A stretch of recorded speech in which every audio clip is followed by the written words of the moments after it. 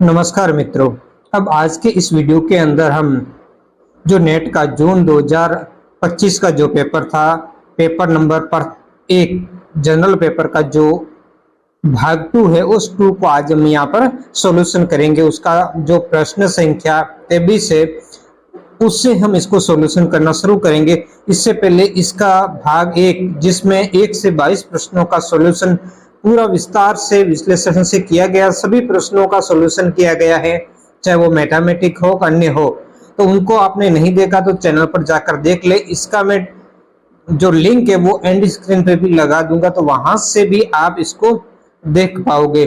तो अगर आपको मेरे वीडियो अच्छे लग रहे हैं तो वीडियो को लाइक, कमेंट और शेयर जरूर करें, और चैनल पर पहली बार आए तो चैनल को सब्सक्राइब जरूर करें, और इन प्रश्नों का साथ साथ में उत्तर भी आप देते जाए, क्योंकि आपके लाइक कमेंट हमारा हौसला बढ़ाते हैं ताकि आगे आपके लिए अच्छे अच्छे वीडियो लेकर आ सके। तो अब प्रश्न संख्या 23 का हम सॉल्यूशन करेंगे जो मैथमेटिक्स से संबंधित है। इसमें इन्होंने पूछा कि उनके मानों को बढ़ते क्रम में आपको व्यवस्थित करना है। दो क्रम होते, एक तो घटता क्रम, एक बढ़ता, यानी आरोही और अवरोही। इधर बढ़ते क्रम के अंदर हमें इनको व्यवस्थित करना है, तो हम इनका सॉल्यूशन करेंगे।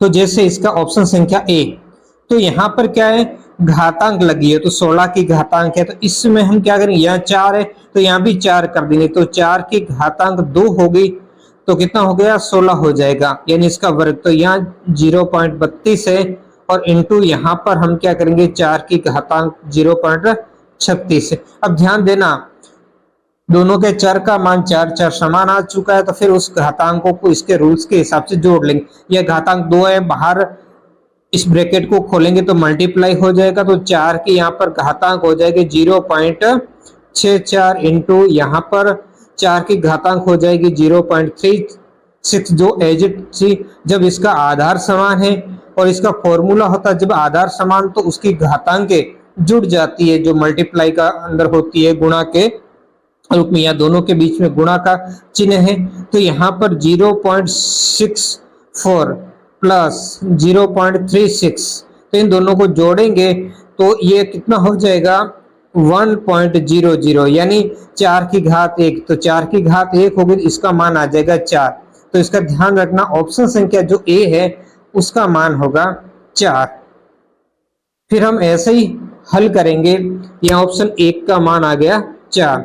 ऐसे ही बी को हल करेंगे, बी का भी ऐसे ही हम क्या कर लेंगे, टुकड़े कर लेंगे। तो पहले यहाँ पर देखते हैं कि बराबर 1/25 है, ब्रैकेट के अंदर का ऑप्शन पहले हल करेंगे। तो यहाँ पर 8 है, तो 8 को हम क्या करेंगे, घनमूल कर देंगे, यानी 2 की घात 3 8 होती है, और इसके ऊपर भी 1/3 घात है, तो ये मल्टीप्लाई में आ जाएगी, और प्लस इधर भी 27, तो ये 3 की घात 3 होती है, 3 की घात 3 27 होती है, और मल्टीप्लाई में 1/3 जो घात दी गई है, और इसके बाहर भी, ब्रैकेट के बाहर भी घात 2 है, ध्यान रखना। इस 3 से ये 3 कट जाएगा, ये 3 से ये 3 कट जाएगा, तो अब इसका जो हल है वो क्या हो जाएगा, या तो 1/25 रहने दीजिए, अंदर यहाँ पर 3 से घातांक कट गई, ऊपर 1 रहा, तो यहाँ पर 2 की घात 1 आ जाएगी, 2 की घात 1 लिखो या न लिखो तो भी चलेगा, 3 की घात 1, ऊपर यहाँ पर घातांक 2 है ही। तो अब हमें क्या करना है, यहाँ 1/25, अब इन दोनों को जोड़ेंगे तो 2 और 3 कितने हो जाएंगे, 5, यहाँ पर मल्टीप्लाई का चिन्ह आ जाएगा, और अंदर की घातांक तो 1 है, जबकि बाहर की घात 2 है, तो इनके ऊपर लग जाएगी, ये कितनी हो जाएगी घात, 5 की घात 2। अब 1/25, या तो यहाँ पर 5 की घात 2 लिख दो, 25 की घात 2 होगी तो 5 की घात 2, तो 5 की घात 2 यहाँ पे कट जाएगी, तो बराबर इसका उत्तर आएगा 1। इस बात को आप अच्छे ढंग से समझ ले। तो यहां पर इसका उत्तर आया था 4, और इसका बी का उत्तर आया था 1। अब हम सी को ऐसे ही हल करेंगे, तो जब सी को हल करेंगे तो यहाँ ब्रैकेट के अंदर कितना है, 1024 है, तो 1024 है, तो इसको हम जब घात में बदलेंगे, ये 2 की घात 10 आ जाएगा, और बाहर इसकी घात है माइनस में 1/5, तो यहाँ 2 की घात 10, ये मल्टीप्लाई में -1/5, तो 5 का 10 में भाग गया 2, और -1 है, तो यहाँ घात आ जाएगी 2 की घात 2 आ जाएगा, इस बात का ध्यान। अब माइनस को जब हम प्लस में बदलेंगे तो क्या आ जाएगा, 1/2 की घात 2, 2 की घात 2 मतलब क्या कि 4, 4 जब 1 में 4 का भाग देंगे तो इसका जो आंसर है वो आएगा 0.25।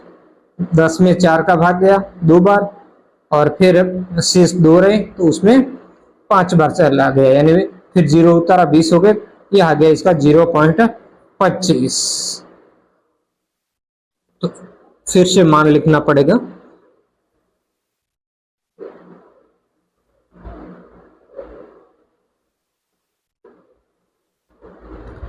यहां पर 4 था, यहां पर 1 था और यहां पर इसका उत्तर आएगा 0.25। अब डी को हम हल करेंगे, तो जब डी का हम यहाँ हल करेंगे तो 8 है तो 2 की घात 3 हो जाएगी और 125 है तो 5 की घात यहाँ पर 3 हो जाएगी और बाहर तो इसका माइनस में घात लगा ही है तो माइनस में घात है, यहाँ पर दोनों की घात समान है तो इस घात को हम क्या करेंगे, बाहर ले लेंगे, है ना। ये -1/3, जब इसको हम बाहर ले लेंगे तो यहाँ पर 2/5 और बाहर आ जाएगा 3 और इधर -1/3, 3 से 3 कट गया तो यहाँ पर शेष क्या रहा कि 2/5 और इसकी घात रहेगी -3 या माइनस में, तो माइनस को हम प्लस में एक घात करेंगे, क्या करेंगे ये उल्टा हो जाएगा 5/2। अब 5 में 2 का भाग देंगे तो 2 दूनी हो गया 4 और फिर 1 रहा और फिर 5 दूनी 10 यानी 2.5, इसका उत्तर आया 2.5। अब आपको बढ़ते क्रम में लिखने को पूछा है तो आपको सबसे पहले हम देखेंगे सबसे कम कौन सा आएगा, तो पहले नंबर पर सी आएगा, दूसरे नंबर पर आएगा हमारा बी 1 है और तीसरे नंबर पर आएगा डी और चौथे नंबर पर ए। ये किस में है, ऑप्शन संख्या 4 में से। तो इस तरीके से हमें इनका सॉल्यूशन करना है। अब बढ़ते नेक्स्ट प्रश्न की ओर।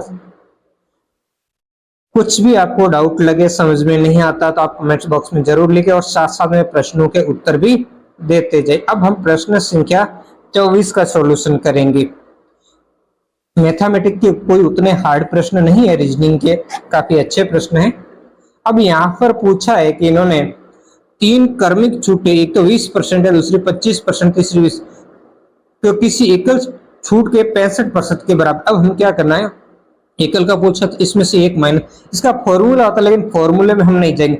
20% मतलब 100 में से हम इसको घटा देंगे और पॉइंट में बदलेंगे।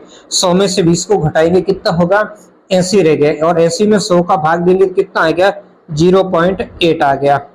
प्लस ऐसे 25 को कर घटाएंगे तो यहाँ आ जाएगा 0.75 प्लस दूसरा 20 है तो 0.8 आ गया। अब यहाँ पर क्या करेंगे, एक माइनस, इन सब को हम जोड़ेंगे तो कितना आ जाएगा, 0.48 आ गया। और जब एक में से 0.48 को घटाएंगे तो 0 पॉइंट कितना आ गया, 52। अब इसको वापस हमें परसेंटेज में कन्वर्ट करना तो 100 से मल्टीप्लाई करेंगे तो ये आ जाएगा 52%। कितना परसेंट आया, 52, जबकि ये तो 65% बोल रहा। तो ये पहला कथन क्या हो गया, गलत हो गया, पहला कथन गलत है।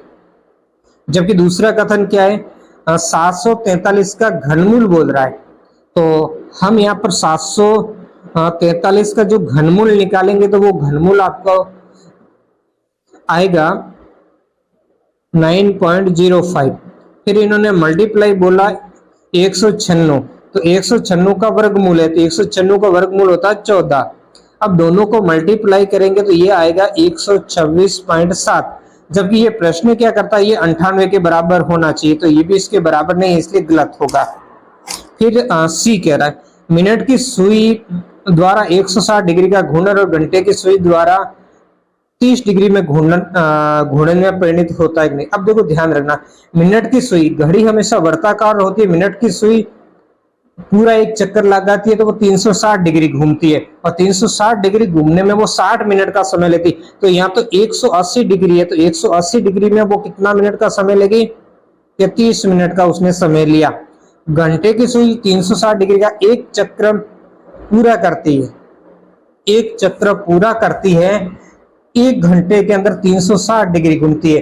तो यहाँ पर हमें ध्यान देना है कि 1 घंटे में कितना, एक घड़ी का जो घंटे का चक्र होते हैं वो 12 होते, तो 1 घंटे में घड़ी की सुई कितनी घूमती है, 30 डिग्री घूमती है। कितने डिग्री घूमती है? 30 डिग्री घूमती है। यहां हमें ध्यान देना है 30 डिग्री 1 घंटे में, और 1 घंटे में कितना होता है? 60 मिनट होता है। तो यहाँ पर अब इस बात को ध्यान रखना, अगला प्रश्न भी इसी से संबंधित है। मिनट की सुई भी 60 मिनट में एक सर्कल यानी 360 डिग्री करती है, तो यहाँ 180 है, उसका आधा तो 30 मिनट आ गया। जबकि घंटे की सुई 12 घंटे होते हैं, एक से लगाकर 12 घंटे होते हैं, और 360 डिग्री का पूरा, तो 12 का 360 में भाग देते तो 1 घंटे का 30 डिग्री आएगा, यानी 30 डिग्री बराबर 60 मिनट। 1 घंटे में कितना? 60 मिनट। तो ये भी दोनों बराबर नहीं है, तो तीसरा भी गलत है। फिर है डी, एक भुजा 5 सेंटीमीटर वाले ठोस घन का प्रश्न 150 बुला है, तो इसका फॉर्मूला है 6a², 6 मल्टीप्लाई करेंगे 5 × 5, तो 25, 25 और 6 से गुणा करेंगे 150, ये सही है।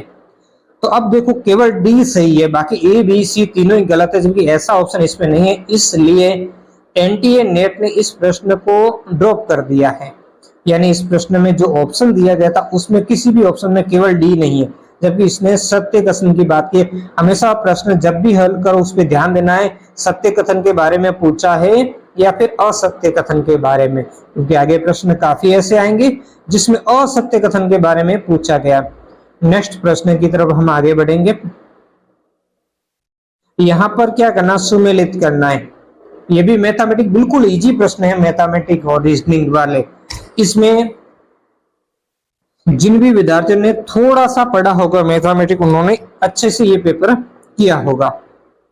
यहाँ पहला है कि 2 वर्षों के लिए 10% की वार्षिक चक्रवर्ती ब्याज से 200 रुपए की धन चक्रवर्ती ब्याज ज्ञात करना। बिल्कुल सिंपल है, और इसमें जो फॉर्मूला होता है मूलधन, तो मूलधन है 10 गुणा, यहाँ अंदर है 1 प्लस दर, दर कितनी है? 10% भाग 100, और घात आता समय 2। और इसको सीधा भी आप कर सकते हो, दर को सीधा जितना 100 के साथ जोड़ दीजिए तो ये 110 आ जाएगा, और भाग में 100, घात 2 है तो इसको 2 बार लिख दीजिए, जितनी घात होती है समय उतनी बार लिख दीजिए। अब 0 0 0 0 कट गया, इस 2 0 से ये कट गया, 11 और 11 से हमने मल्टीप्लाई किया 121, और 121 और 2 से मल्टीप्लाई करेंगे, और फिर उसमें से हमें 200 घटाएंगे तो कितना है? यहाँ 242 आ गया, 242 में से 200 गया, तो इसका उत्तर आ जाएगा खाली 42, और 42 किस में है?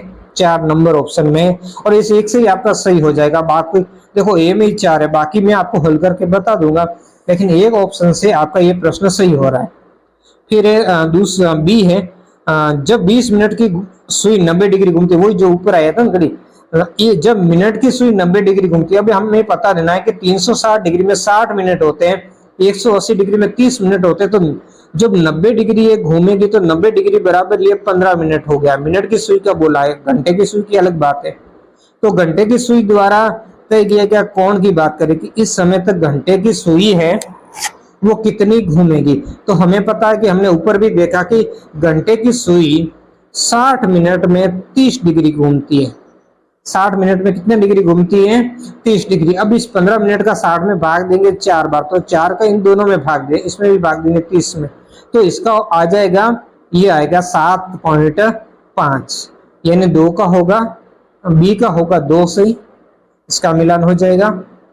फिर सी है, ये भी बिल्कुल इजी है, इनमें आपको जोड़ना, देखो 6 4 10 हो गए, 2 3 5 5 10 10 10 20 हो गए, और कितने? ये 5 आंकड़े, तो 20 में औसत निकालने का हमेशा पता, सभी संख्याओं को जोड़ देना, कितनी संख्या उतने का भाग देना गिन करके। ये 5 संख्या है तो हम 20 में 5 का भाग देंगे तो कितना आ जाएगा? 4 आ जाएगा, तो इसका ऑप्शन 1 सही होगा। इस श्रृंखला में हम देखेंगे तो कितने का गैप है? -1 और 3 के बीच में +4 हो रहा है, 4 और 7 के बीच में +4, तो 7 में भी 4 जोड़ देंगे तो कितना आएगा? 11 आ जाएगा, तो इसका डी का ऑप्शन 3 सही होगा। तो इस तरीके से बिल्कुल आसान प्रश्न थे। मैथमेटिक्स आप थोड़ी बहुत जानते हो तो आप अच्छा स्कोर पेपर 1 में आप कर सकते हो, और जेआरएफ आप अच्छे से फाइट कर सकते हो। मैंने भी एक बार जेआरएफ, जबकि 3 बार मैंने नेट क्लियर की हुई है। अब देखते हैं प्रश्न, नेक्स्ट प्रश्न कि भारतीय तर्कशास्त्र में सार्वभौम सवर्तीता के लिए कौन सा शब्द आया है? यहाँ सार्वभौम पूछा है, सवर्तिता के लिए कौन सा शब्द आया? तो सार्वभौम सवर्तिता के लिए जो भारतीय तर्कशास्त्र, उसमें ऑप्शन 4 व्याप्ति शब्द है। हम इन सभी के ऊपर बात करेंगे। अब देखो हेतु किस लिए आता है? हेतु कोई भी कारण या लक्षण जहां पर होता है वहां उसके लिए हेतु शब्द आता है। इस बात को ध्यान यहाँ पर, यानी इसका मतलब है कि हेतु किसके लिए होता? कोई साध्य होता है उसको सिद्ध करता है। जैसे धुआं हुआ है या किसी और बात हुई तो उसके लिए क्या संबंधित है? तो यहाँ पर हमें ध्यान देना कि जहां पर हेतु यानी लक्षण, जैसे हम देखते हैं कि क्या है कि आग लगी है तो धुआं आएगा, धुआं है तो धुएं के पीछे कुछ कारण होगा कि आग लगी है। तो हेतु मतलब कारण या कुछ लक्षण बताएगा, धुआं इसका एक लक्षण है। जबकि दूसरा है, हम इसमें देखेंगे दृष्टांत। तो दृष्टांत क्या कहता है? दृष्टांत का मतलब होता है उदाहरण दिया जाता है किसी भी प्रकार का। यहाँ पर उदाहरण की बात हो रही है, हम किसी का एग्जाम्पल देते हैं तो वो दृष्टांत होता है। जबकि तीसरा है साध्य। साध्य का मतलब होता है जिसे सिद्ध करना होता है, जो लक्ष्य है जिसको सिद्ध करना हो तो उसे साध्य कहते हैं। और जो व्याप्ति है, व्याप्ति का मतलब भारतीय न्याय दर्शन में इस प्रकार दिया गया है कि दो वस्तुओं के बीच में ऐसा सार्वभौमिक और अविच्छिन्न संबंध जिसमें एक के होने पर दूसरा अवश्य हो, है ना। पहले तब देखो हेतु धुआं हो गया, साध्य आग हो गई, लेकिन हमें यहाँ पर जब सार्वभौमिक और अविच्छिन्न की बात हुई, जैसे धुआं है, धुआं निकल रहा है तो मतलब आग जल रही होगी, तो ये सार्वभौमिक सवर्तिता है। एक से संबंधित ही दूसरी घटना होती है, कुछ घटना घटित होती है तो वो किसी न किसी से संबंधित है। तो ये सार्वभौमिक और अविच्छिन्न की बात करता है जिसे अलग नहीं किया जा सकता दोनों को। तो ये है सार्वभौम संवर्तिता का भारतीय जो तर्कशास्त्र का है या न्याय दर्शन का नियम है। प्रश्न नेक्स्ट की तरफ हम आगे बढ़ते हैं। नेक्स्ट प्रश्न है कि ज्ञान के किस साधन या उपाय में विश्वसनीय व्यक्तियों की भाषाई उक्तियों से ज्ञान करती है? अब देखो भाषा, यहां से आपको सीधा आ जाएगा भाषाई उक्तियों किससे? भाषा शब्द से बनती है, भाषा बोले कैसे जाती? शब्द से। इसका उत्तर तो 4 हो जाएगा। अब देखो इनकी सभी बातों को हम थोड़ा क्लियर करेंगे ताकि आपको आने वाले एग्जाम में भी सहायता मिले, इसलिए मैं पूरा व्याख्या के साथ में आपको बता रहा हूं। पहला जैसे हम देखेंगे अनुमान, तो आप अनुमान का मतलब है कि हम आइडिया लगा सकते हैं कि भाई ऐसा, यानी अनुमान लगाकर या तर्क के द्वारा प्राप्त ज्ञान, या इसको कह सकते हैं कि प्रत्यक्ष अवलोकन के आधार पर, प्रत्यक्ष यानी सीधा डायरेक्ट हम देखते के आधार पर किसी छिपी हुई वस्तु या घटना का ज्ञान प्राप्त करने की जो प्रक्रिया है उसे हम अनुमान कहते हैं। जैसे अभी पूछा ना वैसा ही कि धुआं देखकर आग का अनुमान लगा, कि धुआं निकल रहा है तो आग लगी होगी, है ना। तो वैसे इसे अनुमान कर सकते। दूसरा है अर्थापत्ति। अर्थापत्ति ये परिस्थिति जन्य उत्पत्ति या धारणा से संबंधित है। परिस्थिति जन्य, तो ये किस तरीके से है कि जब किसी तथ्य को स्पष्ट करने के लिए दूसरी बात होती है उसको मान लेना जरूरी हो जाए, अनिवार्य हो जाए, है ना।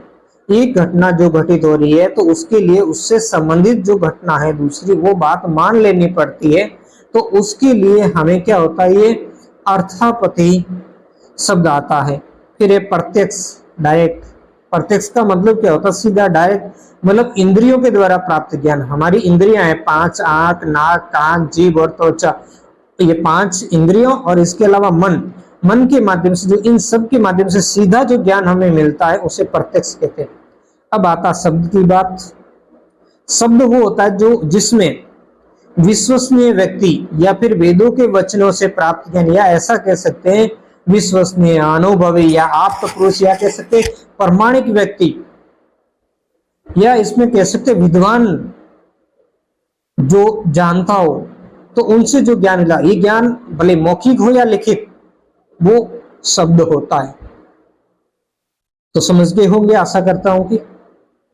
अब नेक्स्ट प्रश्न की तरफ हम आगे बढ़ेंगे।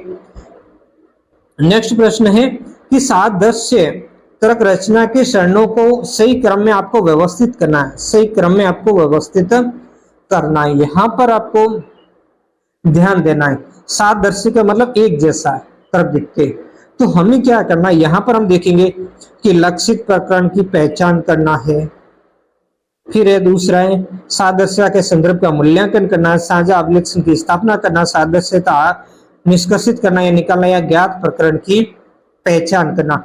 हमें यहाँ पर ध्यान रखना कि हमें पहले पढ़े थे कि ज्ञात से अज्ञात की ओर हमें जाना है। तो सादृश्यता तर्क के अंदर जो नियम है उसमें पहले हमें जो भी ज्ञात है, ज्ञात प्रकरण को हम लेंगे तो पहले आ जाएगा ज्ञात प्रकरण की हमें क्या करना है, पहचान करनी, यानी उस लक्षित प्रकरण को पहचानते जिसके बारे में हमें क्या करना है, निष्कर्ष निकालना है। अब जब ये पहला आ गया तो उसके बाद में हमें क्या करना है, ज्ञात प्रकरण की पहचान कर दी, फिर उसके बारे में हमें क्या करना होता है, उसके बारे में उस लक्षित जो प्रकरण है उस प्रकरण की क्या करनी होती है, हमें पहचान करनी होती है। पहला आ गया तो इसका दूसरा बी है, ये आ जाएगा, ये 2 नंबर लक्षित प्रकरण की फिर हम क्या करेंगे, पहचान करेंगे। लक्षित प्रकरण की हम क्या करेंगे, पहचान करेंगे। यानी सबसे पहले हम क्या करेंगे, ज्ञात प्रकरण की पहचान करेंगे, फिर लक्षित प्रकरण होगा उसकी पहचान करेंगे, और उसके बाद हमें क्या निकालेंगे, साझा लक्षणों की पहचान करेंगे। साझा गुण हो गए, लक्षण हो गए, अभिलक्षण है उसकी पहचान करेंगे, और उसके बाद में हम क्या करेंगे, उसके बारे में निष्कर्ष निकालेंगे, 4 नंबर आ जाएगा, और फिर अंत में क्या करेंगे, उसका मूल्यांकन करेंगे। क्या करेंगे, मूल्यांकन। तो इस तरीके से ये एक प्रोसेस है जिसके बारे में हमें, तो इसका ऑप्शन संख्या होगा 4। नेक्स्ट प्रश्न की तरफ हम आगे बढ़ेंगे। यहां पर फिर तर्क वाले प्रश्न, तर्क में आदर्श सादृश्यता, आदर्श जिसमें एक जैसी स्थिति होती है, केवल समानता की यहाँ पर बात करा है। अभिलक्षण को परिभाषित करते हैं तो अभी हमने बात की, वही चीज आएगी, साझा अभिलक्षण इसमें होगा ही, है ना। अभी साझा गुणों की हमने बात की तो साझा अभिलक्षण इसमें होगा। समरूप संरचना की बात की है तो समरूप संरचना भी इसमें होगी। फिर असमरूप नहीं होगा, इसको देखते ही आप कट कर देते कि असमरूप तो होता ही नहीं, जहां सादृश्यता की बात होती है वह असमरूप की बात नहीं, बाकी इस पर संबंध होगी। तो इसका ए, बी और डी ऑप्शन इसका सही होगा, ऑप्शन संख्या 4। अब थोड़ा इनके बारे में हम थोड़ी बात करेंगे। जो तर्क शास्त्र में जो आदर्श सादृश्यता है उसमें क्या किया जाता, दो चीजों के बीच एक मजबूत संबंध होता है, उसमें समानता हमें खोजनी होती है, और समानता हमें खोजने के लिए क्या करते हैं, जैसे साझा अभिलक्षण इसमें दिया गया, तो जिन दो वस्तुओं की तुलना की जा रही उनके बीच में कुछ गुण या विशेषता क्या होनी चाहिए, समान होनी चाहिए। तो ये बिल्कुल सही है। दूसरा जैसे बी में तो इसका समरूप संरचना है, तो उन वस्तुओं की आंतरिक या कार्यात्मक ढांचे में भी क्या होनी चाहिए, समानता होनी चाहिए। तो ये भी इसका सही हो गया। फिर असमरूप तो इसका गुण है ही नहीं, क्योंकि इसके विषय हम ऊपर बी में कह दिया, उसकी संरचना कैसी होनी चाहिए, समरूप होनी चाहिए। जब असमरूप होता तो उसके बीच में सादृश्यता स्थापित करना मुश्किल ही नहीं, असंभव हो जाएगा। इसलिए सादृश्यता का जो आधार है वो समानता है, असमानता नहीं।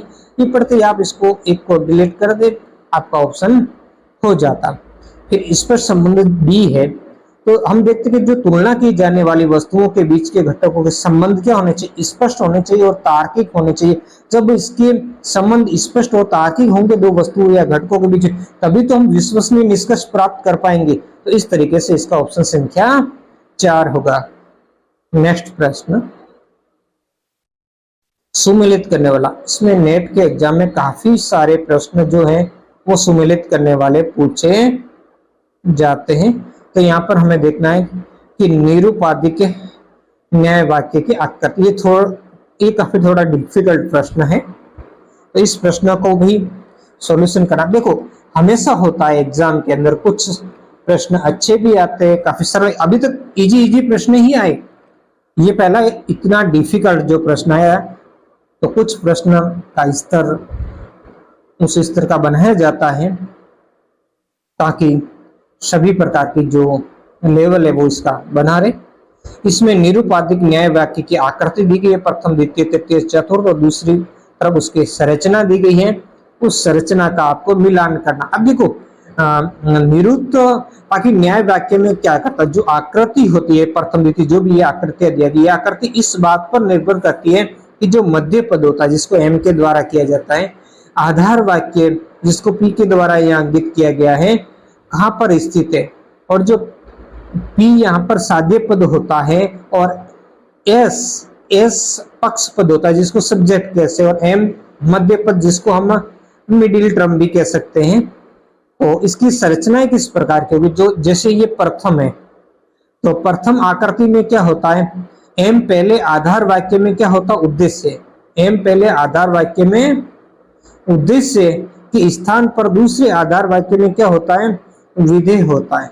क्या होता है, विधेय होता। तो यहाँ पर हम देखेंगे ये एम मिडिल पद, फिर पी आ गया यानी जो आधार वाक्य है वो आ गया, और उसके बाद में दूसरे में एस सब्जेक्ट और एम यानी मध्य पद, और फिर इसका आ गया एस। तो इसका जो सही है इसका ऑप्शन 1 होगा।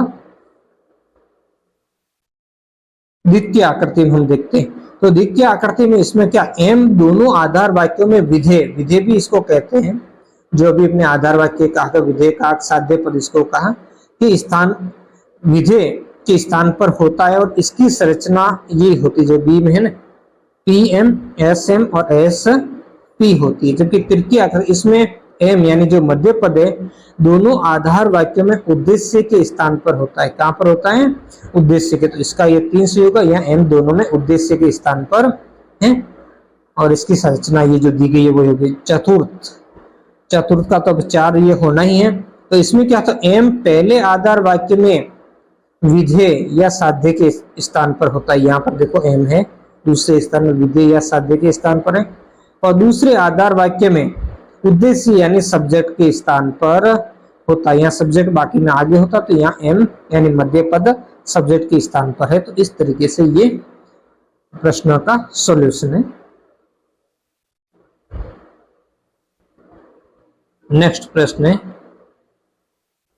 यहाँ पर है, स्पेयरमैन ने सामान्य बुद्धिमत्ता का कारक को अभिलक्षित किया एक संकल्पना में जो अरस्तु से अद्भुत मानी जाती है। अरस्तु का जो सिद्धांत है उससे। तो देखो जो चार्ल्स स्पेयरमैन है उन्होंने बुद्धि का द्विकारक सिद्धांत दिया था। द्विकारक सिद्धांत, इस द्विकारक में 2 फैक्टर थे, एस और जी फैक्टर। तो जी फैक्टर जो है यानी जनरल फैक्टर है, तो जनरल फैक्टर में एक जो है, जनरल फैक्टर को एक ऐसी मानसिक ऊर्जा माना है जो व्यक्ति की सभी बौद्धिक गतिविधियों में एक समान रूप से क्या करती है, कार्य करती है। और ये विचार ऐसा मानते हैं कि मन क्या एक ऊर्जा है। ये जो मानसिक ऊर्जा है ये इसके घटक में जो क्या करता है, मन को एक ऊर्जा माना गया। और अरस्तु का भी ऐसा मानना, अरस्तु ने भी क्या माना, अरस्तु ने भी मन को महत्व दिया। तो मानसिक ऊर्जा का 2 दर्शन है, स्पेयरमैन और अरस्तु के दर्शन से ये प्रेरित माना जाता है मानसिक ऊर्जा। फिर नेक्स्ट हम देखेंगे, अभी ये साइकोलॉजी का पार्ट्स हैं, सारे ये प्रश्न अभी साइकोलॉजी के आएंगे। अगला है, शिक्षक और बालक के बीच में संबंध परिभाषित करते हुए रिक्त स्थान इसे सामाजिक रूप से सर्जित विकास के रूप में प्रयुक्त। अब देखो सामाजिक की बात आई तो वहां पर आपको सीधा वाई गोस्की कर देना, जहां पर समाज की बात हो रही है, सामाजिक की बात हो रही है। लेव वाइस्की ने क्या किया, सामाजिक सांस्कृतिक सिद्धांत दिया, जिसमें मुख्य रूप से सामाजिक अंतक्रियाओं के माध्यम से विकास पर जोर दिया है। वो कहते हैं कि बच्चों का सब संज्ञात्मक विकास अकेले नहीं होता, बच्चा शिक्षक से सीखता है, अभिभावकों से सीखता है, अपने सहपाठियों से सीखता है, यानी समाज में, और विशेष रूप से वो क्या करता है, अपने से विद्वान लोगों के साथ बातचीत करने से वो सीखता है। दूसरा आइंसवर्थ है, आइंसवर्थ ने अटैचमेंट थ्योरी दी है, और ब्रेनर है उन्होंने इकोलॉजिकल सिस्टम थ्योरी दी है। जबकि जो डेवी है, डेवी ने प्रोग्रेशन एजुकेशन और अनुभव आधारित जो शिक्षा उसके लिए ये प्रसिद्ध रहे। नेक्स्ट बढ़ते हैं, नेक्स्ट प्रश्न है, निम्नलिखित समितियों और आयोगों को पुराने से नए कालक्रम के अनुसार, यानी जो ऐतिहासिक कालक्रम है घटना अनुसार है, क्रोनोलॉजिकल ऑर्डर है उसमें आपको लिखना। ये थोड़ा डिफिकल्ट प्रश्न है क्योंकि यहाँ पर इतना डीपली पूछ लिया, पर कुछ इसमें ऐसे प्रश्न जो आगे भी पूछे गए थे, जो पहले पार्ट्स के अंदर भी आए थे, माध्यमिक शिक्षा आयोग वगैरह, ये तो उनके साथ में इनको भी हमें क्या करना है, लेके चलना है। तो अब यहाँ पर हम देखेंगे कि पहला ए है कि नैतिक और आध्यात्मिक मूल्यों से संबंधित शिक्षा आयोग। तो ये शिक्षा आयोग, इसकी स्थापना 1964 से 66 में हुई थी और इसी आयोग को हम कोठारी आयोग के नाम से जानते। इस आयोग की स्थापना, जो नैतिक और आध्यात्मिक मूल्यों संबंधी जो शिक्षा आयोग है, इसकी स्थापना छात्र हैं, जो बच्चे हैं, उनके चरित्र और मूल्यों के निर्माण के लिए पाठ्यक्रम यानी सिलेबस जो है उसमें नैतिक और आध्यात्मिक शिक्षा को शामिल करने का इसने सुझाव दिया था इस आयोग ने। और इसी आयोग के अंदर जो बाद में कोठारी आयोग जिसे कहते हैं, शिक्षा की जो अवधारणा थी, जो एनईपी से पहले और अभी भी चल रही है, 10+2+3 की संरचना, यानी 10वीं के बाद 11वीं 12वीं और फिर 3 वर्ष की बीए, जो भी होता बीए, बीएससी, बीकॉम, ये थी। अब दूसरा है राष्ट्रीय शिक्षा पर नीति। अब यहाँ पर शिक्षा पर राष्ट्रीय नीति, एक तो सबसे पहले 1968 में, 1986, तो यहाँ पर हम 1986 वाले पर ध्यान देते हैं। भारत में शिक्षा के विकास के लिए एक व्यापक ढांचा का, एक संरचना का, एक उसको बेस प्रदान करने के लिए क्या की गई थी। इसमें प्राथमिक स्कूलों में सुधार हेतु ब्लैक बोर्ड अभियान चलाया गया था, ऑपरेशन ब्लैक बोर्ड। और माध्यमिक स्तर पर जो शिक्षा के अंदर जो व्यावसायिक शिक्षा है उसका महत्व को शामिल किया गया था।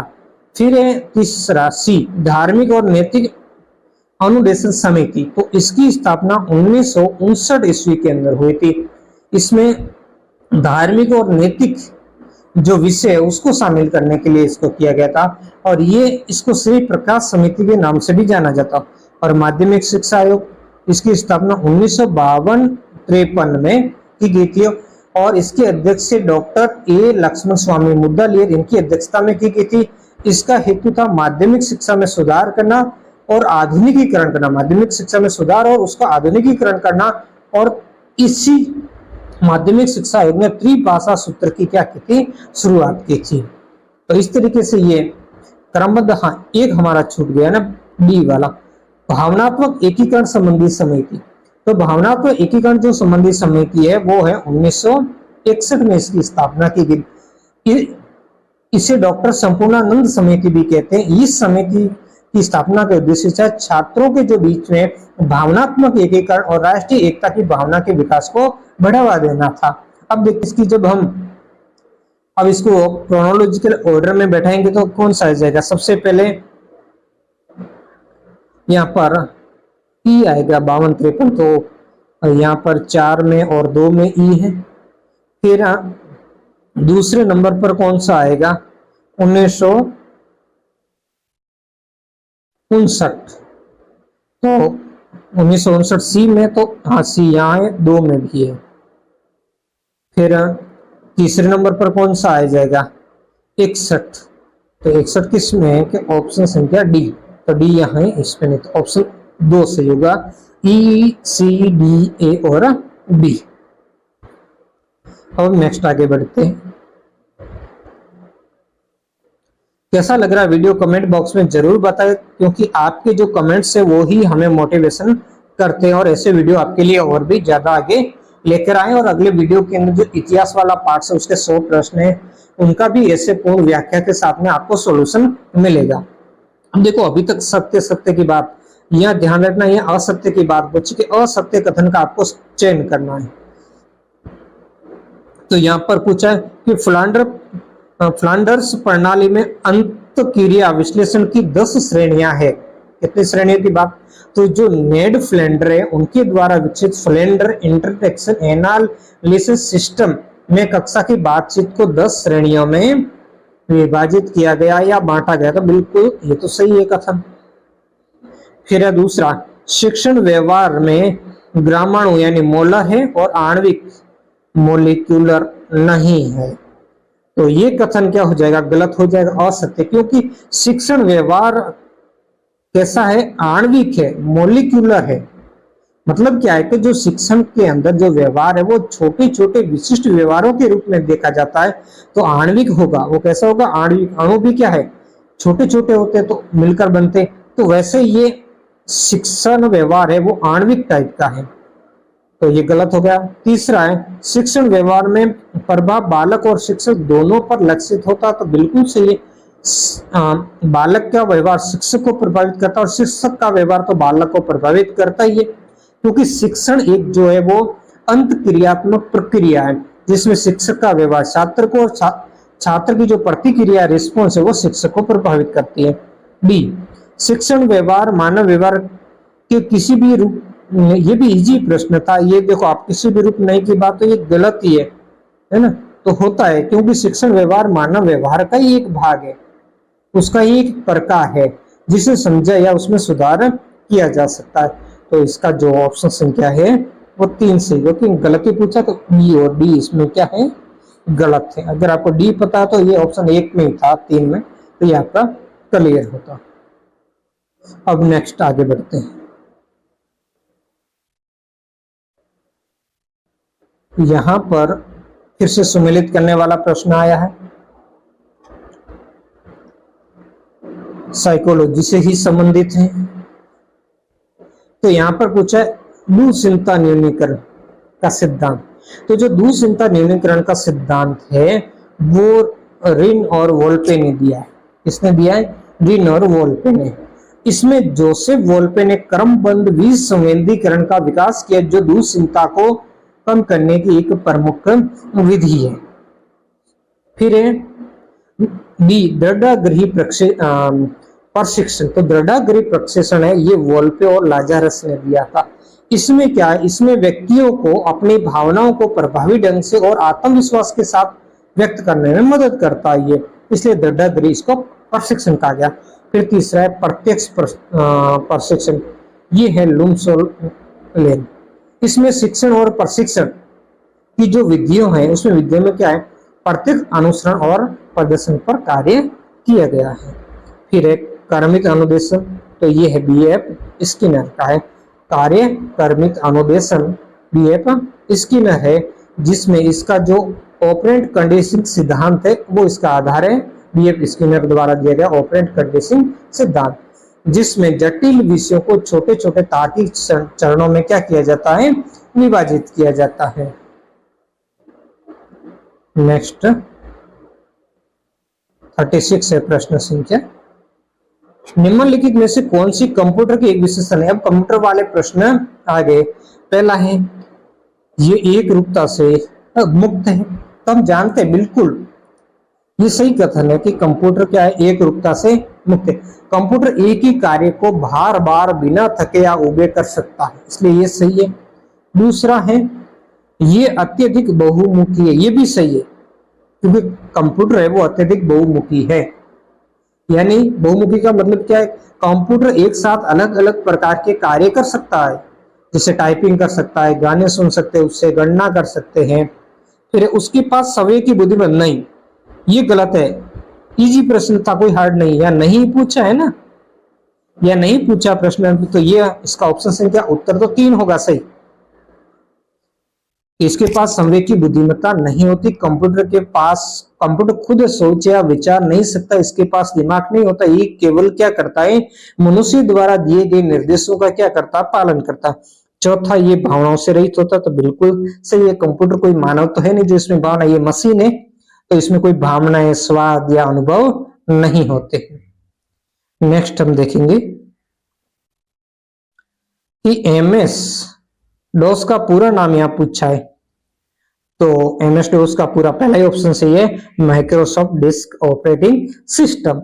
यानी ये एक ऐसा ऑपरेटिंग सिस्टम है जो डिस्क, जैसे फ्लॉपी डिस्क हुआ, हार्ड डिस्क हुआ, से प्रोग्राम लोड करने के लिए और रन करने के लिए कार्य करता है, और ये एक कमांड लाइन आधारित ऑपरेटिंग सिस्टम है। अब हम नेक्स्ट बढ़ेंगे प्रश्न संख्या 38 की ओर। यहां फिर से ध्यान देना, यह पूछा असत्य कथन। प्रश्न में पहले क्या पूछा है, हड़बड़ी में हम यही गलती कर जाते। यहां प्रश्न में पूछा है कि असत्य कथन। अब देखो सीडी प्रकाशिक युक्ति का उदाहरण, तो बिल्कुल ये सत्य है। सीडी डेटा पढ़ने या लिखने के लिए कैसी लेजर तकनीकी का उपयोग करती है, इसलिए ये सीडी कहती है ऑप्टिकल स्टोरेज डिवाइस से, तो ये सही होगा। नीचे फ्लॉपी चुंबकीय युक्ति का उदाहरण, तो ये भी सही है। फ्लॉपी डिस्क में डेटा स्टोर करने के लिए चुंबकीय कोडिंग का क्या किया जाता है, उपयोग किया जाता है, जबकि पेन ड्राइव चुंबकीय अवस्था युक्ति का उदाहरण नहीं। पेन ड्राइव एक फ्लैश मेमोरी है, चुंबकीय नहीं है। कैसी है? फ्लैश मेमोरी है। ये ठोस अवस्था में जो भंडारण तकनीक का उपयोग करती है, जो यानी डेटा का क्या करती है, स्टोर करती है। मेमोरी भी इसी टाइप की है। मेमोरी कार्ड क्रिस्टल अवस्था युक्ति कही जाती है, तो ये भी क्या हो गया, गलत हो गया, क्योंकि मेमोरी कार्ड और पेन ड्राइव एक जैसे और दोनों ही फ्लैश मेमोरी पर आधारित होते हैं, ये क्रिस्टल पर आधारित नहीं होते हैं। तब आप तो असत्य पूछा, तो सी और डी इसका सही उत्तर होगा। तो सी और डी किसमें है? ऑप्शन संख्या 2 में। नेक्स्ट हम यहां पर देखेंगे प्रश्न संख्या, इसमें भी फिर से असत्य कथन की बात कर दी है, तो इसमें कौन सा गलत है? तो पहला पूछेंगे कि बृहस्पति मुक्त स्रोत ई अधिगम प्लेटफॉर्म है, तो ये कथन बिल्कुल सही है। बृहस्पति एक ओपन सोर्स लर्निंग और मैनेजमेंट सिस्टम है। दूसरा, लेखिका 2007 सीडेक द्वारा विकसित प्रोग्राम, तो ये भी बिल्कुल सही है। लेखिका क्या एक सॉफ्टवेयर टूल है जिसे सीडेक द्वारा भारतीय भाषाओं में टाइपिंग और टेक्स्ट प्रोसेसिंग के लिए विकसित किया गया था।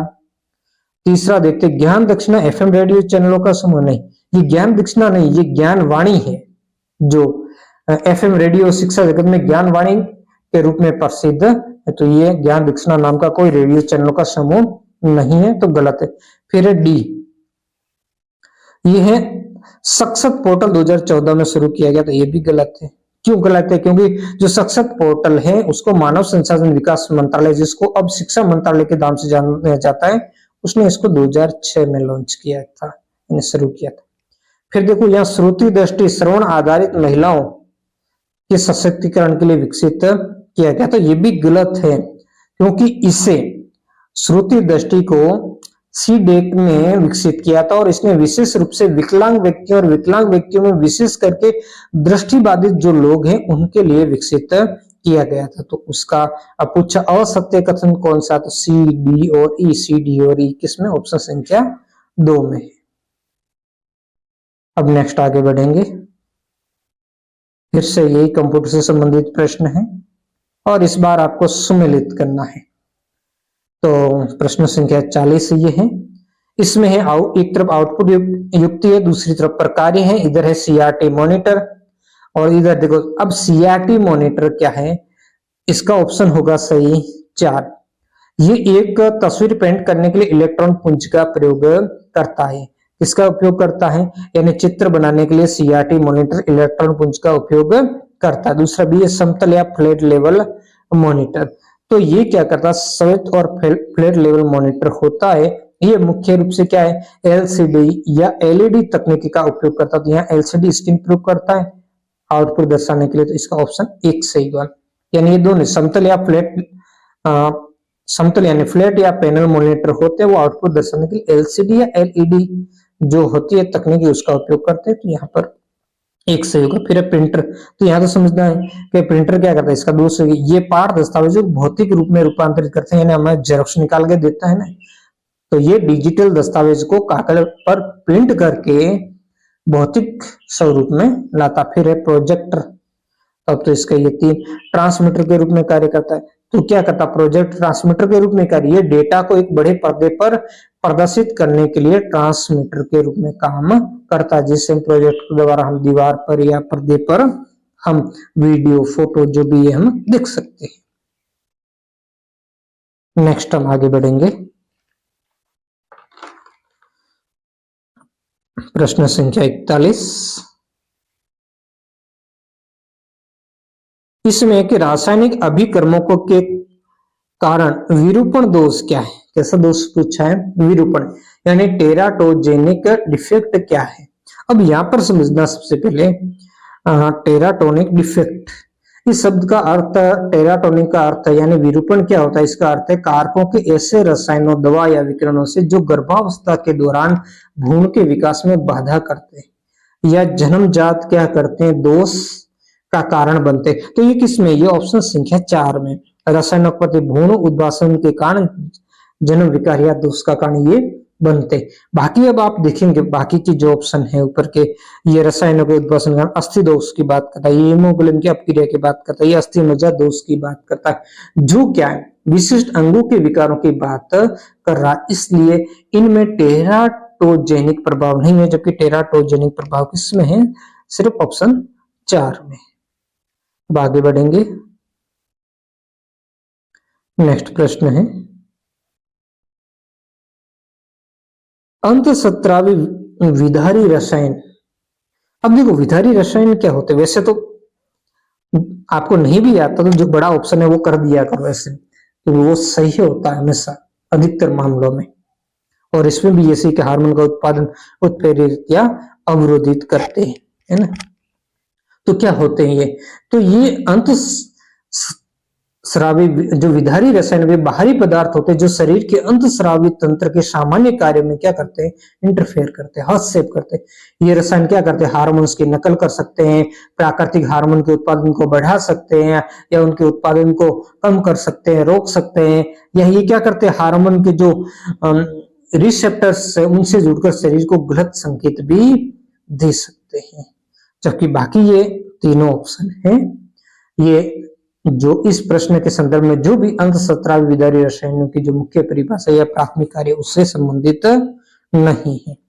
नेक्स्ट प्रश्न हम बढ़ेंगे, निम्नलिखित पर्यावरण विषयक दिवसों को काल क्रमानुसार फिर से सीक्वेंस में समय के अनुसार करना।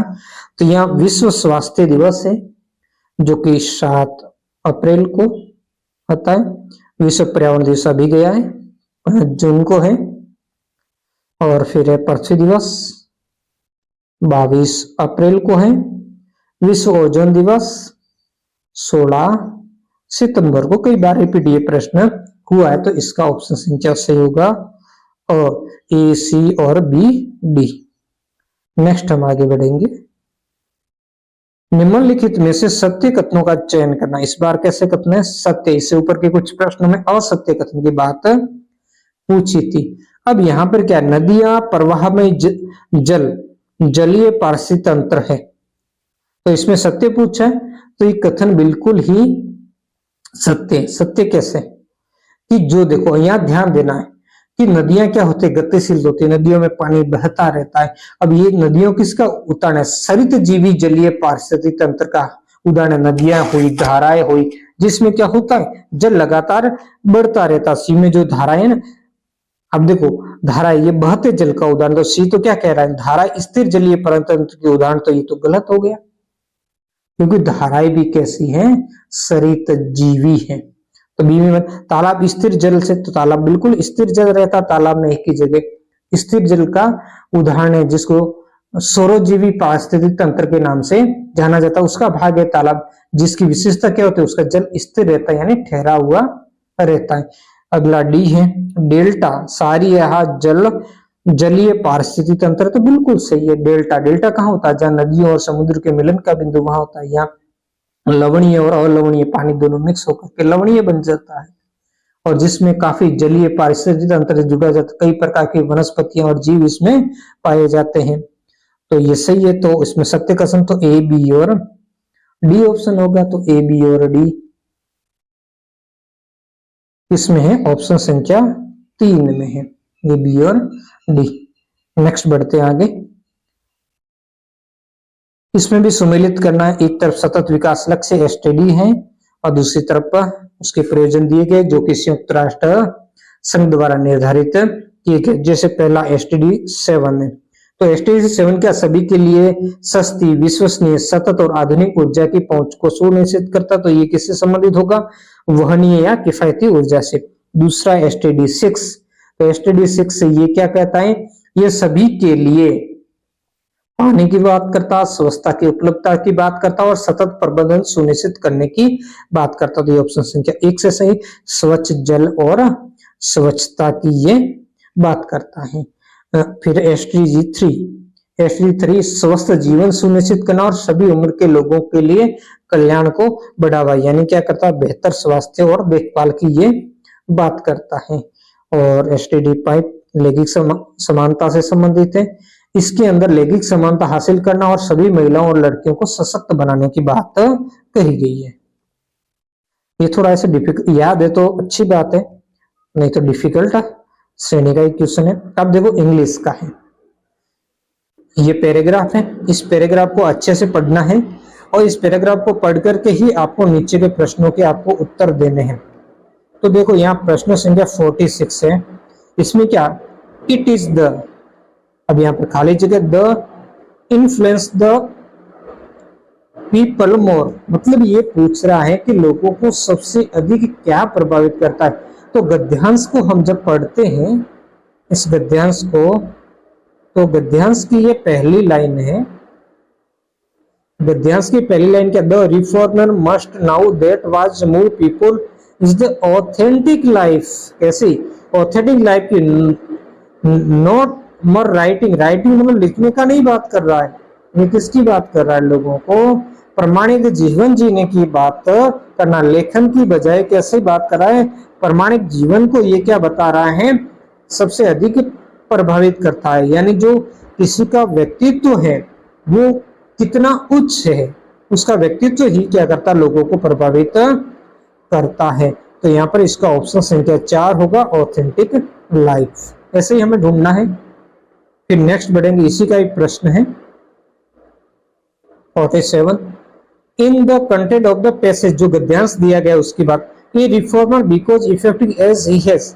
अब ऐसे उत्तर आपको नहीं आते तो आंख बंद करके जो बड़ा उत्तर इसमें दिया गया ना वो डाल दो, कुछ प्रश्न ऐसे होते। अब इसमें पूछा क्या उसकी बात करते, ए रिफॉर्मर बिकॉज इफेक्टिव, એટલે गद्यांश के आधार पर आपको बताना है कि एक सुधारक कब प्रभावित होता। तो गद्यांश के अंदर क्या उल्लेख किया गया, ऊपर जो गद्यांश को पूरा, उसमें लोकमान्य तिलक के बारे में, तो लोकमान्य तिलक जैसे सुधारकों का लेखन उनके जीवन का विस्तार मात्र था, परंतु उनका जीवन लेखन नहीं था। वे सार्वजनिक और निजी जीवन में दोहरा मापदंड भी नहीं अपनाते, जैसे आजकल के लोग अधिकतर अपनाते, अतः अपने लेखन और जीवन शैली की उनकी निरंतरता, लेखन तो है ही, अपने लेखन और उनकी जो जीवन शैली, जो प्रमाणिक जीवन के ऊपर विभाग में निरंतरता ही उन्हें क्या बनाती है, प्रभावित। जो इसका आंसर ही होता, person with consistency in his writing and life styles, तो इसका सही आंसर होगा। नेक्स्ट जो प्रश्न है वो करा, what made Tilak writing very effective, very effective मतलब ये कि तिलक के लेखन को क्या प्रभावी बनाता। तो इसमें भी बड़ा प्रश्न, आंख बंद करके जो बड़ी लाइन में वो कर दो, गद्यांश में भी आप ढूंढोगे तो वो इसमें आ जाएगा। तो उसमें क्या पूछा, they were reflective and truly represent his experimentary life, यानी उसके लेखन में उनके अनुकरणीय जीवन का प्रतिबिंब हमें देखने को मिलता है। बस ये बात सही है। तो इस तरीके से आपको इसमें पढ़ना तो पड़ेगा ही पूरा पैराग्राफ, और उसके बाद में ही आप इसका आंसर दे पाओगे। नेक्स्ट है, in the content of Tilak seemed to be, यानी गद्यांश के संदर्भ में तिलक कैसे प्रतीत होते। तो हम देखते हैं कि एक ग्रेट राइटर में पहली लाइन में ही क्या बोल दिया, ग्रेट राइटर नहीं बोला, लेखन को तो खारिज किया, प्रमाणिक जीवन की बात की तो क्या गया, इफेक्टिव टीचर नहीं, ये बेटर स्पीकर, बिल्कुल सही, वो एक अच्छे वक्ता है, इसमें एक अच्छे वक्ता के रूप में वो प्रतीत होते हैं, वंडरफुल पोइट कवि के रूप में नहीं। अब अंतिम प्रश्न है जो जनरल पेपर है उसका, which of the following word use the passage synonym, यानी समानार्थी पर्यायवाची के लिए शब्द, किस शब्द के लिए, होली। तो होली का मतलब होता है पवित्र या धार्मिक, तो इसके लिए शब्द आएगा 3। जो पायस शब्द है, पायस का भी मतलब होता है पवित्र या धर्मनिष्ठ। तो इसके साथ में आज का ये इस वीडियो का पार्ट पूरा होता है, जिसमें जनरल पेपर जो था हिस्ट्री वाले पेपर से संबंधित इसका पूरा सॉल्यूशन करवाया। आप अपनी प्रतिक्रिया कमेंट बॉक्स में जरूर दें, और अगले पार्ट के अंदर थोड़ा वीडियो लंबा बन रहा, पर पूरी व्याख्या के साथ में बता रहा हूँ। तो आगे आने वाली जो अभी परीक्षा है आपकी 20 तारीख, तो उसमें काफी आपके लिए मददगार साबित होंगे, क्योंकि जो व्याख्या बता रहा हूँ उसको ध्यान से अगर 1 से 2 बार सुनोगे तो आपको काफी कुछ मदद होगी। और जो विद्यार्थी इस प्रथम पार्ट में रह जाते वो निश्चित रूप से पास हो जाएंगे, इतना कोई हार्ड नहीं है, इसको अच्छे से देखोगे। और हिस्ट्री वाला पोर्शन इसके बाद में शुरू किया जाएगा, उसको भी एक साथ नहीं ऐसे पार्ट में और विस्तार रूप से मैं समझाऊंगा, ताकि काफी कुछ अच्छी तैयारी एक वीडियो के माध्यम से हो सके। तो आज की वीडियो में इतना ही, मिलते हैं नेक्स्ट वीडियो में एक नए टॉपिक के साथ। धन्यवाद।